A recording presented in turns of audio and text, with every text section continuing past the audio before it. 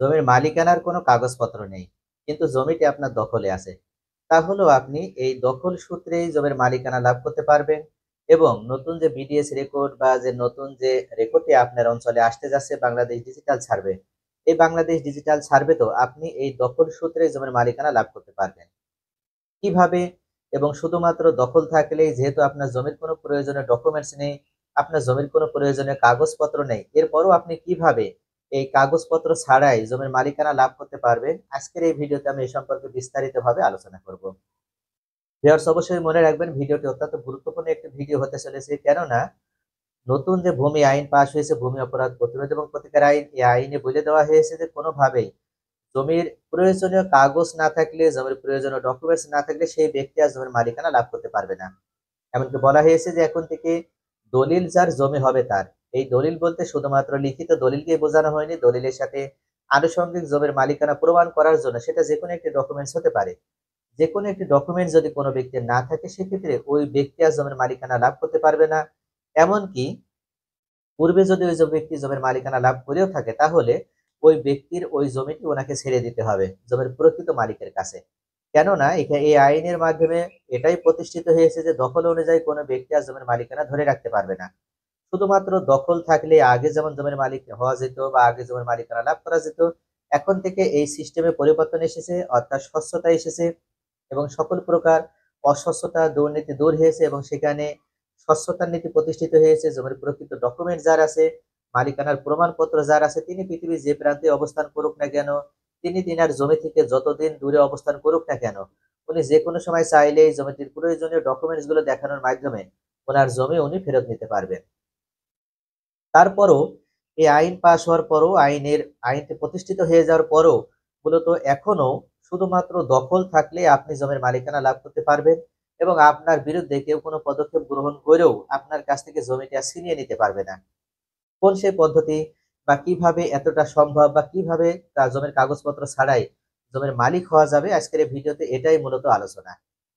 সাধারণত তামাদি আইনের ২৮ ধারা যেটা আছে, তামাদি আইনের ২৮ ধারাতে বলা হয়েছে যে কোনো ব্যক্তি যদি নিরবিচ্ছিন্নভাবে কোনো ব্যক্তি মালিকানাধীন জমি ১২ বছর বা তার পূর্বে একটানা ভোগ দখল করতে পারে, সেক্ষেত্রে ওই জমির উপরে তার একটি তামাদি অধিকার বর্তিত হয় এবং তার ওই জমিটির উপরে এক ধরনের অধিকার প্রতিষ্ঠিত হয় এবং জমির মালিক হিসেবে উনি চাইলে কোর্ট থেকে ডিক্রি নেওয়ার মাধ্যমে ওই জমির মালিকানা লাভ করতে পারেন। তবে দেখা যাচ্ছে যে ওই ব্যক্তি এমন কোনো কিছু করেনি বা উনি জমিটির মালিকানা লাভ করার জন্য কোনো ফলস দলিলও তৈরি করেনি বা পূর্বে কোনো রেকর্ডে উনি ভুয়াভাবে নিজের নাম অন্তর্ভুক্ত করার জন্য কারোর দ্বারা প্ররোচিত হয়ে বা কোনো রেকর্ড কারিগরকে প্ররোচিত করে ওনার নামও সেখানে অন্তর্ভুক্ত করেওনি। তারপরও জমিটির বেওয়ারিশ ভাবে রয়েছে এবং ওই জমিটি বেওয়ারিশ ভাবে পড়ে থাকা দেখে বা জমিটির কোনো দখলকারী নেই, কোনো মালিক নেই, এমন কোনো ব্যক্তি ওখানে জমিটির মালিকানা সত্ত্ব তৈরি করার জন্য বা মালিকানা দাবি করার জন্য এমন কোনো ব্যক্তিকে উনি পান নাই। যার কারণে এমন একটি পরিত্যক্ত জমি উনি দখল করে নিয়েছে এবং সেখানে বাড়িঘর করেছে বা কোনো চাষাবাদ করেছে বা অন্য কোনো মূল্যবান প্রপার্টি তৈরি করেছে এবং ওই জমিটি উনি দীর্ঘদিন ভোগ দখল করে আসছে। এবং এই ঘটনাটি খুব একটা বেশি দিন পূর্বে ঘটেনি, অর্থাৎ যে রেকর্ডটি ওই অঞ্চলে পরিচালিত হয়েছে তার পরের এই ঘটনা। অর্থাৎ রেকর্ড পরিবর্তে ঘটনায় ওই জমিটি উনি পরিত্যক্ত অবস্থায় পড়ে থাকা দেখে দখল করে নিয়েছে এবং ওই জমিটি উনি ভোগ দখল করতে আসে।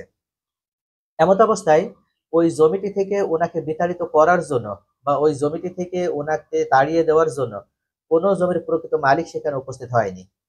এমনকি উনি যে জমিটি নিরবিচ্ছিন্নভাবে ভোগ দখল করছে, এক্ষেত্রেও কোনো ব্যক্তি সেখানে বাধা প্রদান করছে না বা কেউ কোনো আপত্তিও দেখাচ্ছে না। যার কারণে ওই ব্যক্তি উনি নিরবিচ্ছিন্নভাবে এবং কোনো ধরনের ঝামেলা ছাড়াই ওই জমিটি উনি ভোগ দখল করতে পারছে। এক্ষেত্রে বিষয়টি এমন হতে পারে যে জমিটির প্রকৃত মালিক যিনি বা জমিটির প্রকৃত মালিক যারা, তারা হয়তো বাংলাদেশের বাহিরে অবস্থান করছে বা এমন কোনো রাষ্ট্রে ওনারা চলে গিয়েছে যেখান থেকে বাংলাদেশে এসে ওই পরিত্যক্ত জমিটি ভোগ দখল নেওয়ার জন্য বা ওই জমিটি দখল বুঝে নিয়ে অন্য কাউকে দেওয়া বা ওই জমিটি বিক্রয় করে দেওয়া, এটার কোনো প্রয়োজনীয়তা তিনারা অনুভব করছে না। ওনারাও বাংলাদেশের বাহিরে থেকে পৃথিবীর যে কোনো রাষ্ট্রে অবস্থান করার মাধ্যমে যদি ওনাদের অবস্থান ভালো হয়ে থাকে, সেক্ষেত্রে ওনারা মনে করছে যে আমাদের বাংলাদেশে বা আমাদের দেশে আমাদের একটি জমি আছে বা একখণ্ড জমি ছিল, সেই জমিটি পরিত্যক্ত অবস্থায় রয়েছে, তাহলে সেখানে অন্য কোনো ব্যক্তি যদি ভোগ দখল করে সেটা ব্যবহার করে করুক, এতে আমাদের কোনো আপত্তি নেই। এমনকি আমরা কখনো ওই জমি আর নিতে যাব না বা ওই জমির দখল আমরা কখনো নিতে যাব না। এই বিষয়টি যদি জমির প্রকৃত মালিকরা উনি বাংলাদেশের বাহিরে অবস্থান করার মাধ্যমে যদি এটা অনুভব করে বা উপলব্ধি করে, এবং ওনারা যদি পরবর্তী যে রেকর্ড আসছে বাংলাদেশ ডিজিটাল সার্ভে বা বিডিএস সার্ভে ওই এলাকায়, এই সময়েও যদি ওনারা কোনো ধরনের আপত্তি না করে, তাহলে যে ব্যক্তিটি ভোগ দখল করছে বা যে ব্যক্তিটি জমিটি নিরবিচ্ছিন্নভাবে দখল করছে, উনি এখন এই যে বিডিএস রেকর্ডের সাথে যে দায়িত্বশীল কর্মকর্তা বৃন্দ থাকবেন, ওনাদেরকে বলার মাধ্যমে বা এলাকায় যারা বা ওনার প্রতিবেশী হিসেবে যারা আছে তেনারাও যদি ওনার পক্ষে সাক্ষী দেয় যে এই জমিটি ভোগ দখল করছে উনি দীর্ঘদিন ধরে বা আমরা দেখছি, এবং এই জমিটির কোনো মালিক নেই, বা পূর্বে মালিক থাকলেও বর্তমানে এই জমিটির মালিকানা দাবি করার মতন কোনো ব্যক্তি সেখানে আসেনি আজও, এবং জমিটির খাজনাও অনাদায় রয়েছে, এবং এই ব্যক্তিটি জমিটির মালিক হিসেবে রয়েছে, যার কারণে আমরা চাই যে ওনার নামে জমিটি রেকর্ডভুক্ত হয়ে যাক। এক্ষেত্রে উনি চাইলে ওনার কোনো ধরনের কাগজপত্র ছাড়াই শুধুমাত্র ভোগ দখলের মাধ্যমে উনি রেকর্ড কারিগর থেকে দ্বারা ওই জমিটি নিজের নামে রেকর্ড করে নিতে পারবেন। এখানে আরেকটি বিষয় আছে, যেমন অনেক ব্যক্তি আছে যে পূর্বে ভুল করে ওনার নামে জমিটি রেকর্ড হয়ে গেছে। অর্থাৎ এটি গেল একটি বিষয়। এখানে আরেকটি বিষয় আছে, সেটি হচ্ছে পূর্বে যে বিআরএস রেকর্ড হয়েছে বা আরএস রেকর্ড হয়েছে, অনেক সময় দেখা যাচ্ছে যে আরএস রেকর্ড বা বিআরএস রেকর্ডে ভুল করে কোনো একজন ব্যক্তির নামে জমিটি রেকর্ড হয়ে গেছে, এবং যে ব্যক্তির নামে জমিটি রেকর্ড হয়ে গিয়েছিল ওই ব্যক্তি জমিটির মালিকানার কোনো প্রয়োজনীয় ডকুমেন্টস নেই, এবং ভুল ক্রমে ওই ব্যক্তির নামে জমিটি রেকর্ড হয়ে গিয়েছিল, এবং পরবর্তীতে এই যে এতদিন অতিবাহিত হয়ে যাচ্ছে, অর্থাৎ বিআরএস রেকর্ড বা আরএস রেকর্ড ওই এলাকায় অনেক দিন হয়ে যাচ্ছে, অতিবাহিত হয়ে গেছে, তারপরেও ওই রেকর্ড কারেকশন করার জন্য কোনো ব্যক্তি সেখানে মামলাও প্রদান করেননি, এবং ওনাকে ওই জমি থেকে বিতাড়িত করার জন্য বা ওনার জমি থেকে দখল উদ্ধার করে নেওয়ার জন্য কোনো ব্যক্তি সেখানে হাজির হয়নি, এমনকি মামলাও করেনি। যদি এরকম হয়ে থাকে, তাহলে ভুলক্রমে যে ব্যক্তির নামে রেকর্ডটি পরিচালিত হয়েছিল ওনার নামেই আবার নতুন করে বিডিএস রেকর্ডটি হবে। ওনার জমির মালিকানার প্রয়োজনীয় কোনো ডকুমেন্টস না থাকলেও ওনার নামে বিডিএস রেকর্ড হবে, এবং ওনার কোনো সঠিক প্রমাণপত্র না থাকলেও ওনার নামে বিডিএস রেকর্ড হবে। কি কারণে হবে? কারণ হচ্ছে ওনার নামে যে ভুল করে রেকর্ডটি হয়ে গিয়েছিল এটা প্রমাণ করার জন্য বা ওনার থেকে জমিটি ফিরিয়ে নেওয়ার জন্য সেখানে জমির প্রকৃত মালিক উপস্থিত থাকলেও উনি কোনো মামলা প্রদান করেননি। এমনকি উনি এই বিষয়ে এতটাই অনভিজ্ঞতা বা এতটাই উনি অলসতা দেখাচ্ছে যে উনি মনে করছে যে পরবর্তীতে যখন রেকর্ড আসবে বা পরবর্তীতে যখন ওই এলাকাতে বিডিএস রেকর্ড আসবে, ওই সময়ে উনি বিডিএস রেকর্ডের নিজের যে ডকুমেন্টস গুলো আছে, নিজের যে দলিল আছে, নিজের যে কাগজপত্র গুলো আছে সেগুলো দেখানোর মাধ্যমে দায়িত্বশীল কর্মকর্তাদের কাছ থেকে ওই জমিটি নিজের নামে রেকর্ড করে নেবে, এবং যে ব্যক্তিটি বর্তমানে ভোগ দখলে আছে ওই জমি, তাকে ওই জমি থেকেও বিতাড়িত করে দেবে। আসলে বিষয়টি এরকম কখনো হবে না। কেননা এখানে বলা হচ্ছে যে রেকর্ড অনুযায়ী রেকর্ড হবে, এবং এক্ষেত্রে যদি কোনো ব্যক্তির নামে ভুল করে রেকর্ড হয়ে যায়, তাহলে তার থেকে ওই রেকর্ড কেটে নিয়ে জমি ফিরিয়ে নেওয়ার জন্য প্রয়োজনীয় পদক্ষেপ আপনাকেই গ্রহণ করতে হবে। যদি আপনার এলাকায় এখনো রেকর্ড না এসে থাকে, তাহলে অবশ্যই আপনার যদি সাথে এরকম ঘটনা সংঘটিত হয়, তাহলে অবশ্যই আপনার জমির প্রয়োজনীয় যে ডকুমেন্টস গুলো আছে, যে কাগজগুলো আছে, সেগুলো কোর্টে নিয়ে যাওয়ার মাধ্যমে মামলা প্রদান করতে হবে রেকর্ড কারেকশনের জন্য।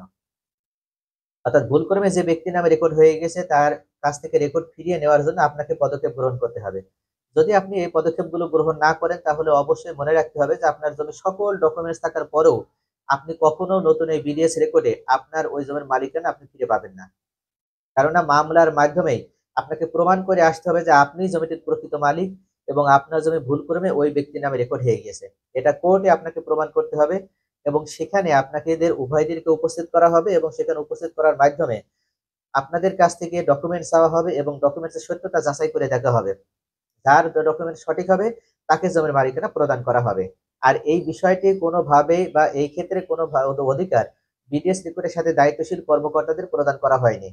যার কারণে যদি আপনার সাথে এরকমের কোনো ঘটনা হয়ে যায় যে আপনি জমির প্রকৃত মালিক, কিন্তু পূর্বে রেকর্ডে আপনার নাম আসেনি বা সেখানে অন্য একজন ব্যক্তির নাম চলে এসেছে, যে ব্যক্তি জমির মালিকানার কোনো কাগজ তো নেই, সে ব্যক্তি জমির মালিকও নয়, এবং কোনোভাবেই ওই জমিটির সাথে তার কোনো সংশ্লিষ্টতাও নেই, এমন কোনো ঘটনা যদি সংঘটিত হয়, তাহলে অবশ্যই মনে রাখবেন যে ওই ব্যক্তি ভুল করে মালিক হলেও ওনার কোনো ডকুমেন্টস না থাকলে বিডিএস রেকর্ডে উনি আবার মালিকানা পেতে যাচ্ছে। ততক্ষণ পর্যন্ত উনি এই ক্ষেত্রে মালিকানা পাওয়ার অধিকার রাখবে যতক্ষণ পর্যন্ত আপনি ওই রেকর্ড কারেকশনের জন্য মামলা প্রদান না করেছেন। আর আপনি যদি রেকর্ড কারেকশনের মামলা প্রদান করার মাধ্যমে রেকর্ডটি কারেকশন করে নিতে পারেন, সেক্ষেত্রে অবশ্যই আপনি বিডিএস রেকর্ডে মালিক হবেন। ভুল ক্রমে যে ব্যক্তির নামে মালিকানা হয়ে গিয়েছিল সে ব্যক্তি কখনো মালিকানা লাভ করতে পারবে না। তাহলে ভিউয়ার্স, আশা করি বুঝতে পারছেন যে শুধুমাত্র দখল থাকলেও জমির মালিকানা লাভ করা যাবে, এবং দখল অনুযায়ী আপনি বিডিএস রেকর্ডে নিজের নাম অন্তর্ভুক্ত করতে পারবেন। এই ক্ষেত্রে এই দুইটি কন্ডিশন অনুযায়ী কোনো একটি কন্ডিশন যদি আপনার সাথে মিলে যায়, তাহলে আপনি বিডিএস রেকর্ডে বা চলমান এই বিডিএস রেকর্ডে জমির মালিকানা লাভ করতে যাচ্ছেন। আজকের পর্ব এই পর্যন্তই। পরবর্তী পর্বে আবার দেখা হবে। সে পর্যন্ত সকলে ভালো থাকেন। আসসালামু আলাইকুম।